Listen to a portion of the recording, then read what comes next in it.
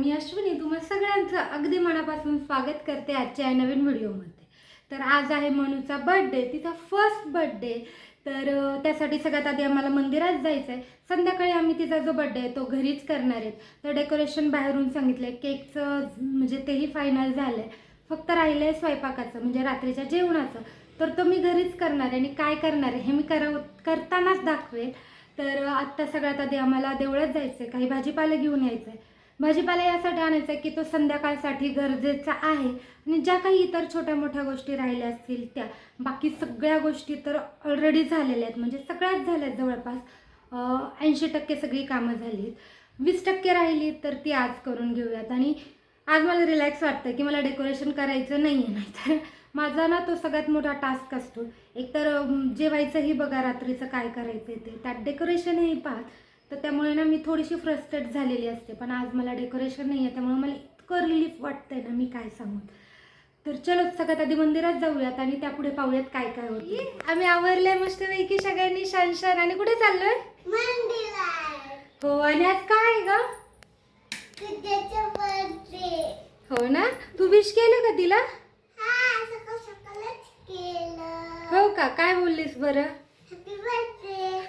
मी thank you बोलली। ती तुला काय बोलली? थँक्यू। हो, ती नवन्याला थँक्यू पण बोलली बरं का।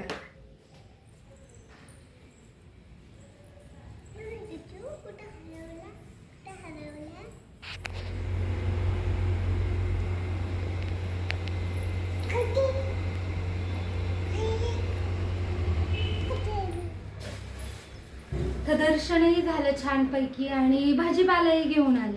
तर सध्या जो रात्री लागेल तो मेन घेऊन आले। तर रात्री मी बनवणार आहे पावभाजी, कारण ते मला थोडं सोपं जातं, कारण पटकन होतं आणि पाव विकत आणता येतात। आणि दरवेळेस आम्ही जेव्हा नवन्याचा बर्थडे करतो ना, तेव्हा असं करतो की घरच्यांसाठी काहीतरी मी जेवायला बनवते आणि जे छोटी मुलं किंवा बाहेरचं कोणी येणार आहे त्यांच्यासाठी मग समोसे वगैरे असं काहीतरी आणत असते। पण यावेळेस म्हटलं पावभाजीच जास्त करते, सगळ्यांनाच पावभाजी देऊया, त्यामुळे पावभाजी थोडीशी जास्त क्वांटिटीत करायची। आणि कुकर फक्त पावभाजीला उशीर लागतो ना, तो फक्त भाज्या चिरण्यांना। तर एकदा पटापट मी भाज्या चिरून घेते, कुकरला लावते, एकदा भाज्या शिजल्या की मग काही पावभाजी करायला जास्त वेळ लागत नाही। तर सध्या मग आणि ह्याच भाज्या खूप झाल्या होत्या, म्हणून मग म्हटलं की आपल्याला ज्या लागतात ना त्यानंतर आणूयात। मी फक्त दोडका आणि एक भोपळा भेटलाय मला, तेवढाच आणलाय। बाकी घरच्यासाठी अशा वेगळ्या भाज्या नाही आणल्या, संध्याकाळी वगैरे उद्या जाऊन घेता येतील जे लागेल ते। बाकी सगळं पावभाजीचं सामान घेऊन आली आणि थोडीशी फळं घेऊन आली, कारण बाकी काही गोष्टी असं नसं घरात, फळं सध्या आमच्या घरात कंपल्सरी लागत आहेत। तर त्या आणि नवन्याची आजी ती म्हणजे माझ्या सासूबाई आहेत, त्या लवकर आलेल्या आहेत, म्हणजे इथे जवळपास आले असतील, हे जाऊन त्यांना चौकातून घेऊन येणार आहे। मग ते आले की माझं अजून थोडं काम कमी होईल, कारण मग नवन्या एकदा आजीच्या मागे लागली की तिचं माझ्या मागे बुणबुण लागत नाही, असं असतं। आणि जेवढ्या लवकर होईल ना तेवढ्या लवकर मी स्वयंपाक करून घेते, म्हणजे संध्याकाळी मला लवकर आवरता येईल, घाई होणार नाही असा प्लॅन आहे।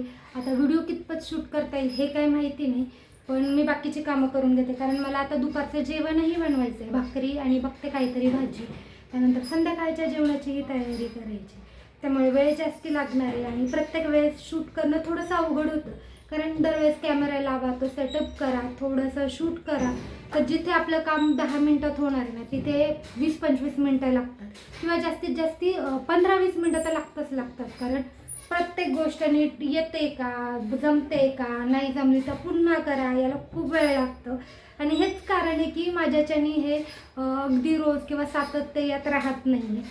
पाहूयात काय होतं आहे। मी सकाळी उठून खूप जोशने या सगळ्या गोष्टी करायला घेते आणि संध्याकाळपर्यंत सगळं मातीत मिळालेलं असतं। जास्ती बडबड नाही करत, आवरून घेते। आणि आपण जमलं तर दुपारी, नाही तर डिरेक्ट संध्याकाळीच हा जो व्हिडिओ किंवा हा जो व्लॉग आहे तो कंटिन्यू करू। म्हणजे माझं आणि माझ्या सासूबाईंचं जेवण झालं, यांचं राहिलं आणि आम्ही निघालो बाहेर काही गोष्टी आणायच्या त्या घ्यायला, बघूयात त्यातल्या कितपत मिळत आहेत ते। नवन्या टी व्ही बघते घरात, तिची फ्रेंड आहे, आणि मनू झोपली आणि मनूजवळ तिची आजी। बापरे, आज मी किती वेळा बाहेर पडली म्हणून सांगू। मला पावभाजी बनवायची, आधी सकाळी तिचं सामान घेऊन आले, मगाशी बाहेर पडली होती तर फक्त तेव्हा ननू मनूचं गिफ्ट झालं. म्हणजे मनूसाठी गिफ्ट घेतलं तर नवण्यासाठी रिटर्न गिफ्ट घेतलं. त्यानंतर बाकीची जी कामं होती ती राहिली. आणि मला एक टेबल हवा आहे म्हणजे केक वगैरे ठेवण्यासाठी, कारण दरवेळेस बर्थडेला हा प्रॉब्लेम येतोच. म्हणून तो बघत होता तर एका ठिकाणचा आवडला होता, तर ते म्हटले होते की तुम्ही दुपारनंतर येऊन घेऊन जात, आत्ता ना थोडासा वेळ नाही. आणि आता त्यांनी ना त्यांचं शॉप बंद केलं. इतके वाईट हा एक्सपिरियन्स असतो ना कधी कधी, म्हणजे सगळ्या गोष्टी होतात आणि एखाद्या गोष्टीसाठी असं अडल्यासारखं होतं. तर आता तसंच काही झालंय. बघूयात काहीतरी टेबलचं करूयात.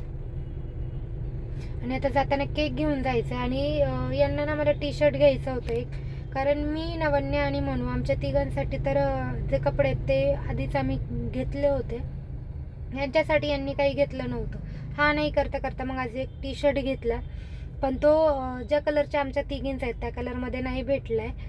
आणि त्या कलरमध्ये तो शक्यतो छानही नसता वाटला, त्यामुळे व्हाईट कलरमध्ये घेतला आहे, जो चालून जाईल, थोडंफार काम असं होईल असं घेतलं आहे. तर पाहूयात आता काय होतं. यांना काय झालं काय माहिती, ते थांबले ते हे इथे थांबलेत. इथे ना खाली आम्ही आलो होतो सकाळी, जेव्हा मी 2-3 कामं करायचे तेव्हा.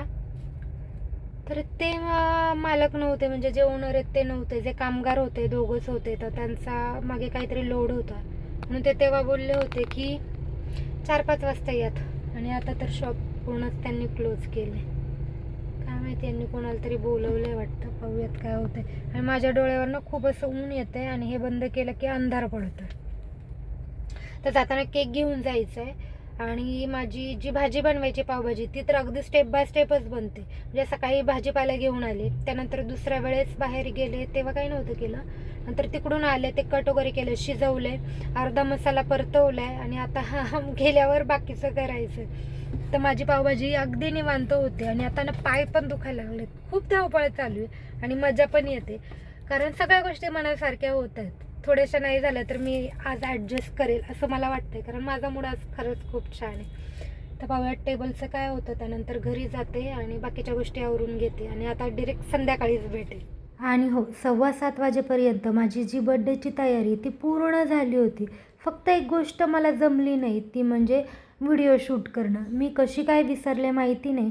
आम्ही फोटोज वगैरे क्लिक केले, पण व्हिडिओ काढणं माझ्या अजिबातच लक्षात राहिलं नाही. आणि म्हणूनच जे काही मी फोटोज काढलेत ना ते तुमच्यासोबत शेअर करते. पण डेकोरेशन खूप सुंदर झालं होतं. मी पावभाजी बनवली, तीही खूप छान झाली होती. केकही खूप छान होता. आणि आमच्या ननू मनू दोघीही अगदी गोड दिसत होत्या. बड्डे अगदी मनासारखा झाला, जसा ठरवलं होता अगदी तसाच झाला. आणि आम्ही खूप सारं एन्जॉय केलं. बरेचसे जण ज्यांना ज्यांना बोलवलं होतं ते सगळे आले होते, त्यामुळे अजूनच छान वाटलं होतं. खरं तर याचे व्हिडिओ काढता आला असता तर मला अजून बरं वाटलं असतं, पण ना कोणीच व्हिडिओ काढला नाही, सगळ्यांनी फक्त फोटोज काढलेत. म्हणून म्हटलं चला हेच फोटो तुमच्यासोबत शेअर करावेत. आणि असा होता आजचा हा मनूच्या बड्डेचा व्लॉग, जो मी इथेच थांबवते. आपण भेटूयात अशाच एका नवीन व्हिडिओसोबत. तोपर्यंत आनंदी राहात, खुश राहात आणि स्वतःची खूप सारी काळजी घ्यात.